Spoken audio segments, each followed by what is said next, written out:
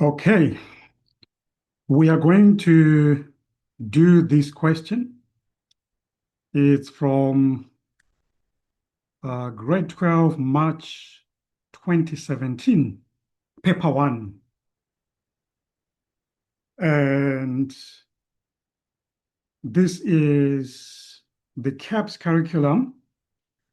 And the question is based on Newton's laws and applications. And this is the question. So let's take a look at the question and see how we do it. What does it say? Let me read the question. The question says, in the diagram below, a small object of mass 2 kgs is sliding at a constant velocity of 1.5 meters per second down a rough plane inclined at 7 degrees to the horizontal surface. At the bottom of the plane, the object continues sliding onto the rough horizontal surface and eventually comes to a stop. The coefficient of kinetic friction between the object and the surface is the same both for both the inclined plane and the horizontal surface. Okay, so that's what the question is all about. Now, whenever you are doing a question like this, pay attention to the parts that are written in capital letters or italics or that are underlined, right? And here we can see that this part right here is underlined and is written in italics. And that means we need to make sure that we remember that. It's very important information that we need to keep in mind as we are solving the question. Sometimes they write the information in capital letters. Here, the information is underlined and written in italics. Right, so they're saying this object is moving at a constant velocity. Okay, and there's also some information down here. It's not underlined, but it's in italics. Like this part where they say, and eventually comes to a stop. It's in italics. And also here, they're saying the coefficient of friction between the object and the surface is the same for both the inclined surface and the horizontal surface. So that's useful information, really important information that we need to remember. Okay. Right, now let's look at the questions. What do we need to calculate? Let's start with 2.1. 2.1 says, write down the magnitude of the net force acting on the object. The magnitude of the net force acting on the object. Okay, they're not saying calculate. They're saying write down. So which means this is something that we are not supposed to calculate. The question is only 1 mark. We just need to write down the magnitude. There's no calculation here. And we need to use the information that we are given here. So what do you think? What do you think is the magnitude of the net force acting on the object? Okay, and this is when the object is sliding down the plane, down the inclined plane. So what do you think is the magnitude of the net force? Now, they told us that this object is sliding at a constant velocity, right, down that inclined plane. So it's when it's sliding down that inclined plane, there is a constant velocity, right? It's moving with constant velocity.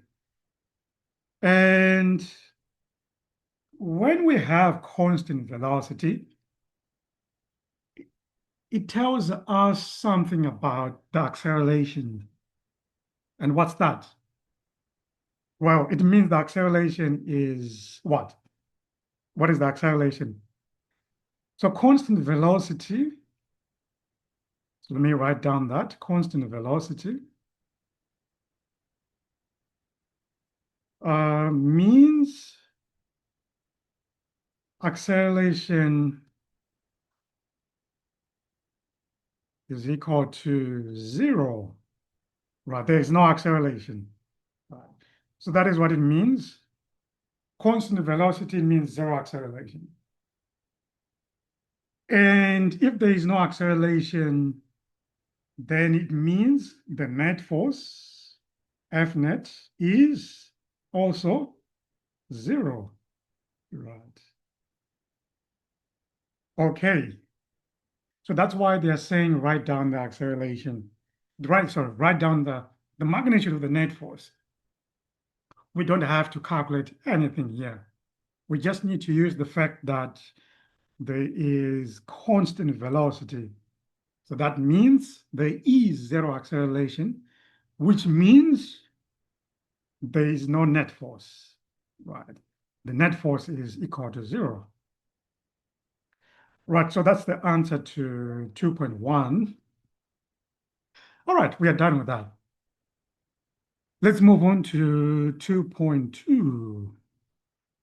What does 2.2 say? Draw a labeled free diagram, free body diagram for the object while it is on the inclined plane. Okay, free body diagram. The number of marks tells us the number of forces that are acting on that object. Right, so if you see a question in which you need to draw a free body diagram, the number of marks, it usually tells you the number of forces that you should draw in your free body diagram. Right. 1 mark for each force. Okay, so it means in this case we need to draw 3. All right. So let's try to draw the free body diagram. Okay. All right, so I'm going to draw a dot. Okay, this is my dot. And first, I'm going to draw the weight, right? Right. So I'm going to draw the weight. So FG, I can use FG or W, right? FG or W. So I'm going to use FG for the weight. Right, so that's the first force, that's 1 mark. And if you have an object on a surface, then definitely means that the other force that you have is the normal, right? And this is on an inclined plane, right? So it's perpendicular. The normal force is always perpendicular. This object is on a surface. So the normal force is another force that we have because our object is on a surface, and normal force is always perpendicular to the surface, which means when we draw the normal, we have to draw it like this. Right, so for the normal force, you can use Fn or just N if you want. You can say F1 can represent it by Fn or just n. So I'm going to use Fn for the normal force. There's one more force. What do you think it is? One more force. This plane is rough. It's a rough plane. Right. They say that it's sliding down a rough plane. So that means there is friction. We have two types of friction, kinetic and static. Which one do you think it is here? And why? Right. Do we have static or kinetic? We have kinetic, right? Kinetic friction. Why? Because there's movement. This object is moving. It's not stationary. So which means we are going to have kinetic friction, which is represented by Fk. And the direction of friction is always pointing opposite to the direction of motion. And on the inclined plane, right, our free body diagram is for when the object is on the inclined plane. And the frictional force is always pointing in the opposite direction to the direction of motion. And this object is moving down the plane, which means the frictional force will be pointing up the plane since the object is moving down the plane. Right, so the frictional force will be like this. Parallel. Frictional force is always parallel to the plane.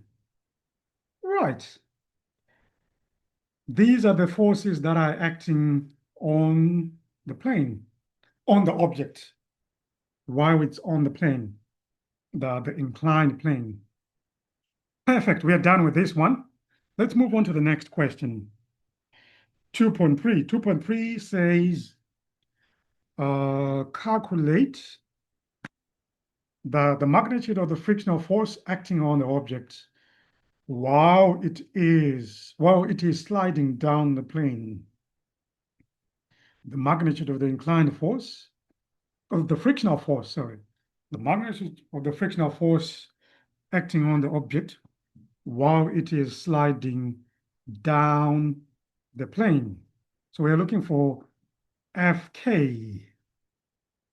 Now, in most cases, whenever you see a question where you need to find or calculate a force, the first formula that should come to mind is F net equal to MA. Right. Whenever you see a question that says calculate this force or find this force, right, this is the formula that you should think of first, right? Because that's the formula that you use in most of the cases to find any unknown force, right? Like in this case, they want us to calculate the frictional force, right? So I'm going to write down this force. I've written down the force. And the force that we're looking for here is Fk, right?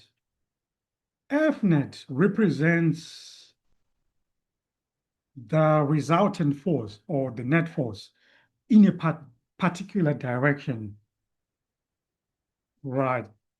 So we need to remember that whenever we are using this formula, that F net represents the net force in a particular direction. The direction that you use depends on what you're looking for, right? So F net could be the resultant in this X direction or the Y direction, or it could be the resultant parallel to the plane or perpendicular to the plane. It could be the resultant in any direction. Right. So before you use Fnet equal to MA, depending on what you're looking for, you need to figure out which direction to find Fnet. Right. So in this case, which direction do you think we need to find the Fnet here? Do you think it's the parallel direction? Do we need to find the Fnet parallel to the plane? Or do we need to find the Fnet perpendicular to the plane? What do you think? So we have a plane, right? So let me draw a plane. All right. And we have an object. And we have the Fnet, the Fn, and Fg, and we have the frictional force, Fk. Right. These are the forces acting on the object. And we are looking for the Fk. Fk is what we are looking for. We're looking for this force right here. Right. So to find Fk, we need to use this formula, the second law of Newton, Fnet equal to ma. And my question to you is, which direction should we resolve our forces in? Should we resolve our forces parallel to the plane, like this, or perpendicular to the plane, like this? Right. What direction should we use? The answer to that depends on what we're looking for. We are looking for Fk, and is Fk a parallel or a perpendicular force? Is it parallel to or perpendicular to the plane? We can see that Fk is parallel to the plane. That means we need to find the resultant parallel to the plane. Let's do that. Let's resolve our forces parallel to the plane. Let's find our Fnet parallel to the plane. So what I'm going to do is I'm going to write down the Fnet parallel to the plane. Right, I'm going to start with the Fk. I need to choose a direction first. Which direction am I taking as positive here? Well, I'm going to take down as part of like this direction as positive and this direction as negative, right? So that parallel to the plane, those are the directions that I'm taking as positive and negative. Down the plane as positive and up the plane as negative. Right, so let's find our Fnet parallel to the plane. Parallel to the plane is going to be, let me start with Fk. Fk is going to be negative since it's pointing up the plane. So it's going to be negative Fk. That's the first force. And what other force do we have that is parallel to the plane? Now, there is another force. We don't have it here. We don't have that force here. Like in this diagram, we don't see that force. Even in our free body diagram, we didn't draw that force. There's another force that is parallel to the plane. And do you know what it is? Another force that is parallel to the plane. Then we need to write down. Let's see what that force is. So I'm going to say plane and we should be able to see that force. Yeah, right. On any inclined plane, we always have these forces, the components of the weight. So we have the parallel component of the weight and the perpendicular component of the weight. The parallel component always acts down the plane, and the parallel component is always mg sine theta, and the perpendicular component mg cos. Right. And since in this case we are resolving parallel to the plane, which means we need to include the parallel component of the weight, that mg sine theta, that is always pointing down the plane. And in our case, it means it's going to be positive. So it's going to be positive. So when I say A plus mg sine theta, oh, what was our theta again? Our theta is 7 degrees. So plus mg sine 7 degrees is equal to, I want a degree here, is equal to MA. Right. We saw earlier that the acceleration is zero because the object is moving at a constant velocity. Right. So that means we are going to say MA, M times zero, the mass times zero, which is equal to zero. Okay, so if we simplify this equation, we should be able to find the magnitude of the frictional force acting on the object while it is sliding down the plane. So to find Fk, I'm going to move Fk to the right side. So we are going to have mg sine 7 degrees is equal to Fk. And next, I'm going to write it as Fk is equal to mg sine 7 degrees. And what is the mass? They say the mass is 2 kgs, sorry. So 2 times g, 9.8 times sine 7 degrees. That should give us the value of Fk. So let me calculate that. 2 times 9.8 times sine 7. What is that? 2 times 9.8 times sine 7.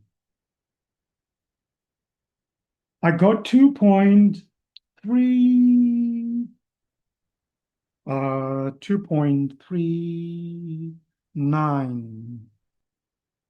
2.39 to 3 significant figures, yeah, or 2 decimal places. So Fk is equal to 2.89 newtons. All right, perfect. Right, so that's the magnitude of the frictional force. That is the magnitude of frictional force. Right, so that's how we do 2.31. Right, we're done with that. Next, 2.32. It says calculate the coefficient of kinetic friction between the object and the surface.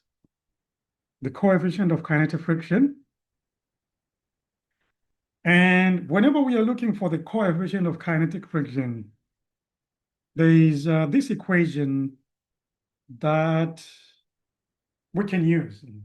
If you see a question that is saying calculate the magnitude of the coefficient of friction then it means we need to use this equation right here.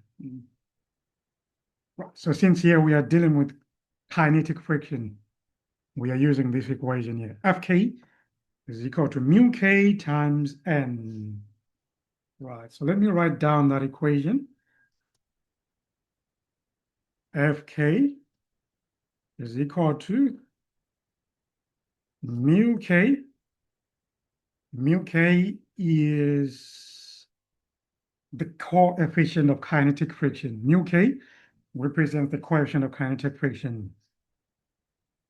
And let's plug in what we have right now. Again, we are looking for the coefficient of kinetic friction between the object and the surfaces. And what we're looking for is this one, yeah, mu k. So right now, let's plug in what we have. We have Fk, which is 2.89, is equal to mu k, that is what we're looking for. And we are looking for, so we are looking for mu k, but we don't have n.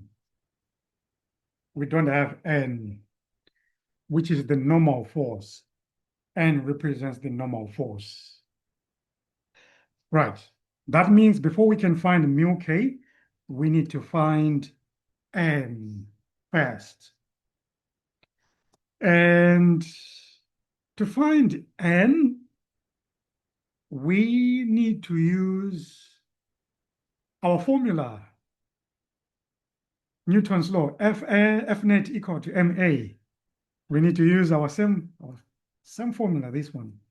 F net equal to ma. Again, whenever you're looking for a force, this is the first formula that should come to mind. F net equal to ma. And here we are looking for n, the normal force. And we can use the F net equal to ma formula. So let me write down the formula again, F net equal to ma. And again, whenever you're using F net equal to ma, you need to think of the direction that you are resolving in. All right. And the direction that you use depends on what we are looking for. Here we are looking for the normal force. The normal force. And the normal force is perpendicular. It's always perpendicular to the surface the object is on. So which means the direction that we need to resolve here in should be the perpendicular direction, right? So let's pick our directions here. I'm going to pick up, up to the plane, up perpendicular to the plane as positive, and down perpendicular to the plane as negative. And then let's find the net force perpendicular to the plane. It's going to be Fn, which is what we are looking for. It's going to be positive here. Do we have any other force that is perpendicular to the plane? Yes, we do. And it's the other component of the weight. The other component of the weight. The perpendicular component. This one right here. It's mg cos theta. That's the perpendicular component of the weight. In this case, it's going to be negative since it's pointing down. I'm going to say minus mg cos. Our angle was 7 degrees is equal to the acceleration here, perpendicular to the plane, there is no motion. Perpendicular to the plane, there's no motion, which means the acceleration is 0.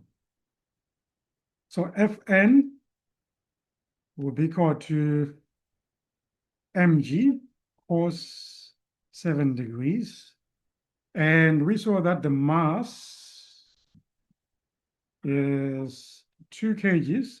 So 2 times 9.8 times cos 7 degrees.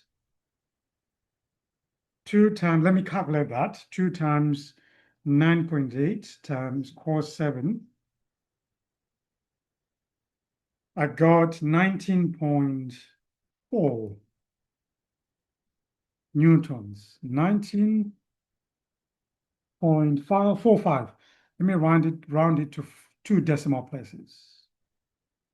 19.45 degrees. That is the magnitude of the normal force. Right, back to our question. Again, what we're looking for here is the coefficient of kinetic friction between the object and the surface. And to find that coefficient of friction, the coefficient of friction is this right here. We saw that to find it, first we had to find the normal force. And we got the normal force. So all we have to do is plug it in here. Right.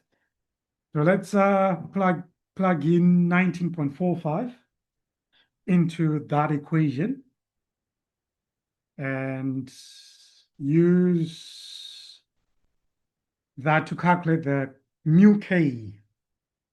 If we plug in the normal force, it's going to be 2.89 is equal to 19.45 times mu k times mu k. All right. And now we can find mu k. To find mu k, we just need to divide now. Divide 2.89 by 19.45. And that'll give us the value of mu k. So the coefficient of kinetic friction will be equal to 0.15. The coefficient of kinetic friction doesn't have a unit, right? It's just 0.15 to 2 decimal places. That is our final answer. Okay, perfect. Okay, let's move on to the last part of the question. Distance, calculate the distance the object travels on the horizontal surface before it comes to a stop. The distance the object travels on the horizontal surface before it comes to a stop. And this one has 5 marks. Okay. Now let me explain what's happening here.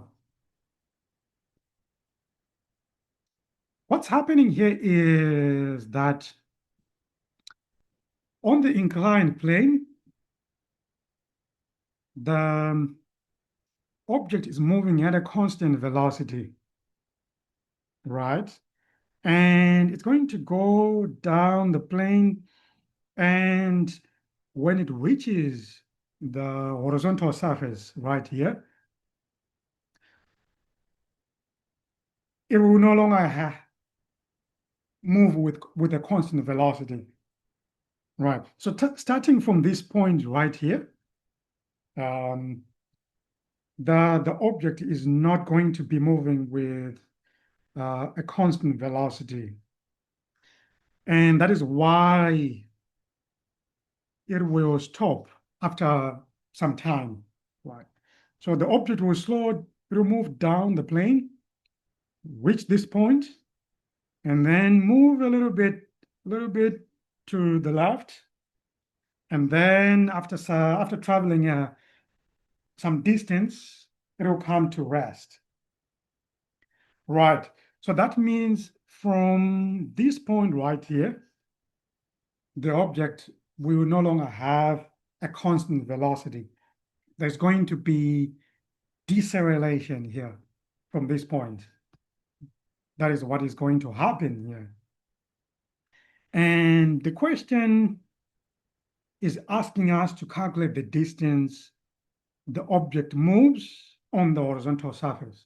So we need to calculate the distance from this point, the point where the object stops moving with a constant velocity. From this point to where it stops on the horizontal surface. So we need to calculate that distance. Right, so what I'm going to do here is let me draw that inclined plane again. Here, right?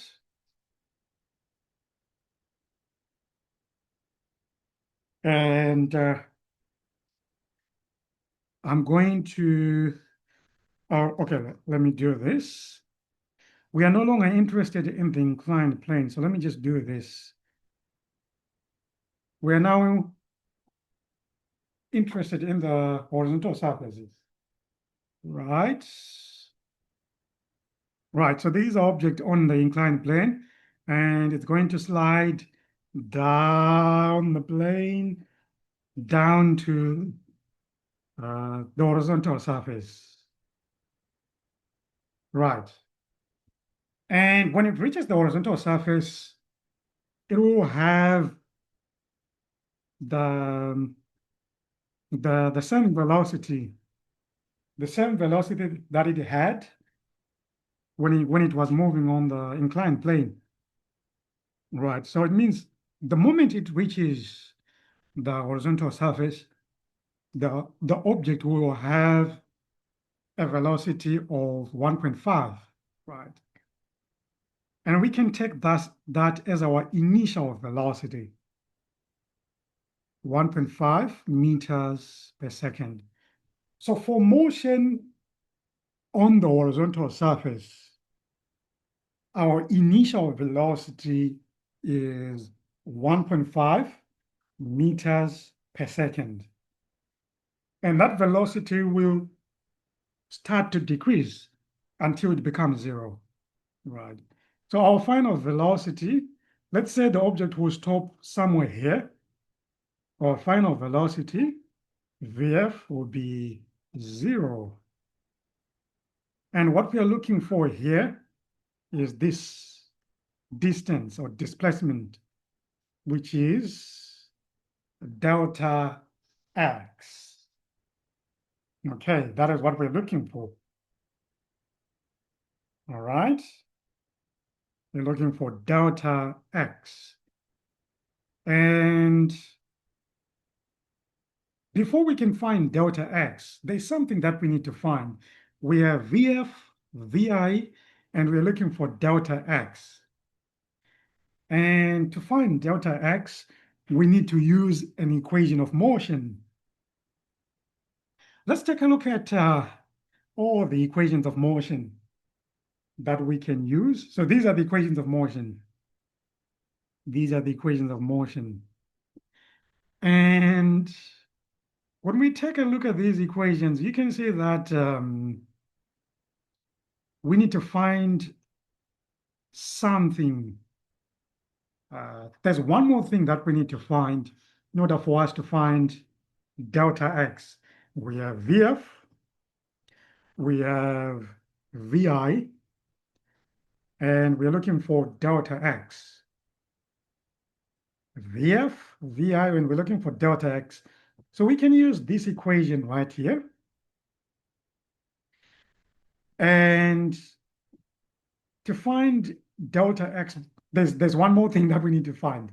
What is it? What do you think it is? We have VF, we have VI, but we need one more thing. We need acceleration, right? We could use maybe which one? This one, but that will require us to find time.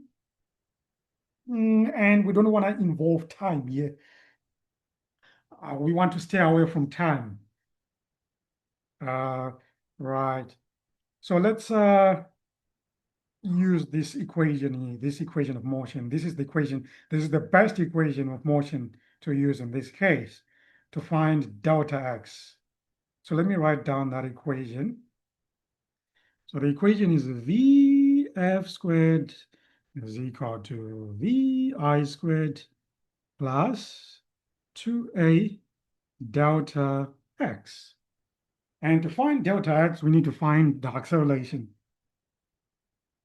from, I'm going to say point A to point B. Point A is where the object starts to decelerate. And point B, that's where it stops. So how do we find the acceleration here?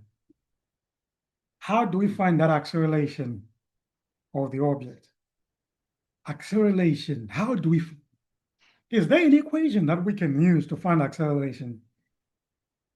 Can you think of any equation that we can use to find acceleration from point A to point B? The equation that comes to motion is, the equation that comes to thought is F net equal to, let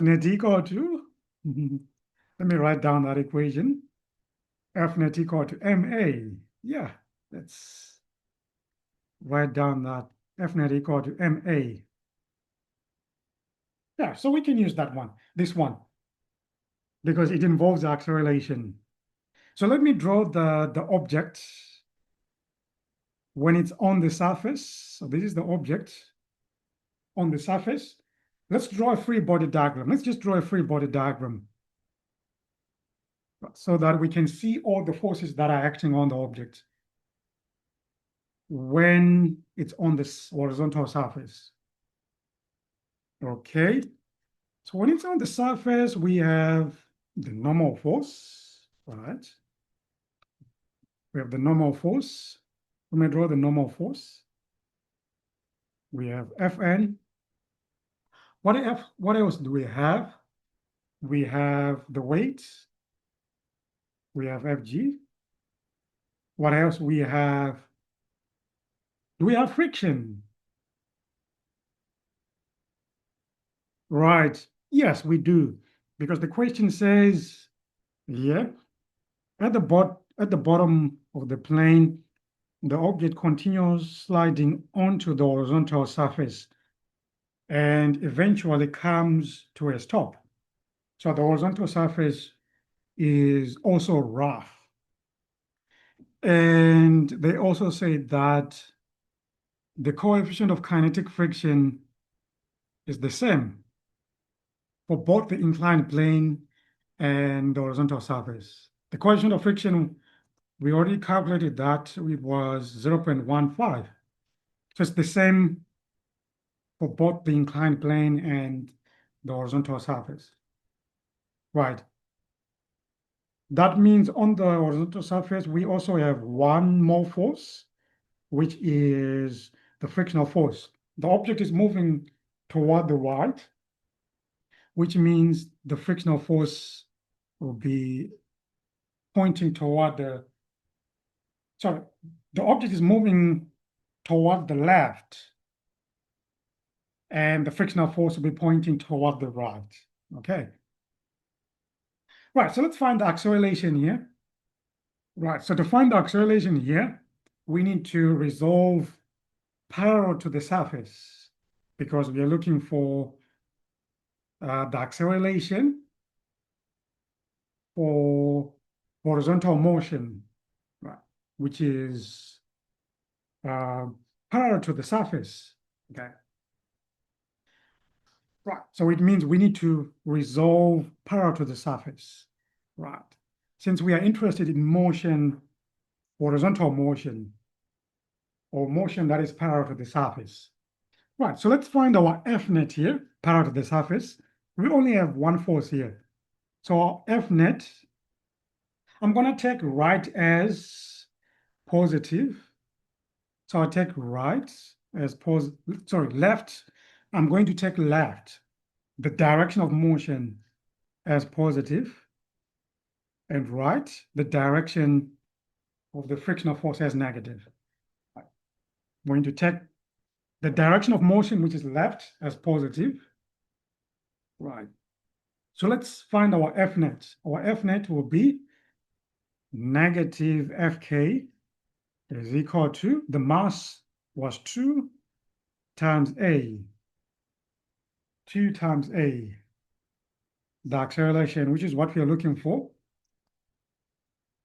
And we know that Fk is equal to, it's the same as, according to this equation, Fk is the same as mu k times n, right? So minus mu k times n is equal to 2a, right? And the question of kinetic friction, they said it's the same. And we already calculated it. We saw it was 0.15. Right, so it's, let me plug that in, 0.15 times n is equal to 2a. Okay. Now, the normal force is not the same. The normal force is not the same, right? On the inclined plane, the normal force on the inclined plane is different from the normal force on the horizontal surface. So we need to calculate the normal force as well. The normal force for the horizontal surface. So let's do that. We need to calculate this. Let's calculate the normal force on the horizontal surface. We're using the same equation as well, F net equal to ma. And this time we are looking for the normal force, which means we resolve perpendicular to the surface or vertically. And we're going to say Fn. I'm taking up, I'm going to take up as positive and down as negative. So Fn is positive, then minus the weight, which is just mg, is equal to, this is on a horizontal surface. So the weight is just mg, is equal to, the acceleration vertically is 0. Vertically, there's no motion, so the acceleration is 0. That means Fn is equal to mg, which is equal to 2 times 9.8, which will give us, let's see, 2 times 9.8. That gave us 19.6 newtons. Right, so that's the normal force on the horizontal surface, the normal force acting on the object on the horizontal surface. So we had to calculate it in this case. And it's different from the normal force on the inclined plane, which was 19.45. All right. This one is 19.6. Yes. All right. Again, we are looking for, what we're trying to do right now is find the acceleration. But to find the acceleration, we need to find the normal, right? That is what we are trying to do here. Okay, so now we can calculate, I think we should now be able to calculate the acceleration. We now have the value of the normal. So let's plug the value of the normal into, so the normal on the horizontal surface is this, so we need to plug it here. And the equation that we get will be negative 0.15 times the normal, which is 19.6 is equal to 2 times A, right? And we multiply that. So let's calculate negative 0.15 times 19.6. We get negative 2.94 is equal to 2A. Then we divide both sides by 2 to get the acceleration. The acceleration will be equal to negative 2.94 times divided by 2, which is equal to 1.47 meters per second squared. Right, that is our acceleration. All right, we are done with the acceleration. Negative 1.47. So I'm going to scroll up here. And put in our acceleration. So our acceleration is, I'm going to say acceleration is equal to negative 1.47. Right. We now have all the information needed to calculate delta x. We have VF, A, and VI. So let's plug in that information into that equation. The equation that we're using, again, is we're using this equation. VF squared is equal to VI squared plus 2A delta x.